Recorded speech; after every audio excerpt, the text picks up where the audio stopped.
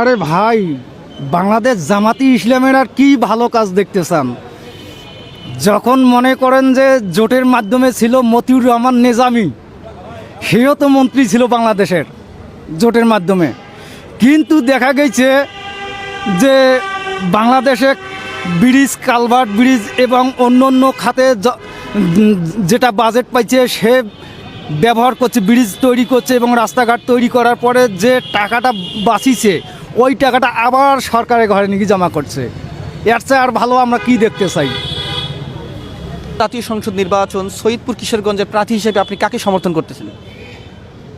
আসন্ন ত্রয়োদশ জাতীয় সংসদ নির্বাচনে আমাদের এলাকায় এবং আমরা আব্দুল মোন্তাকিম সাহেব দাঁড়িপাল্লার প্রতীক নিয়ে এসে এই আসনে ভোট করবে, আমরা তাকেই ভোট দেব।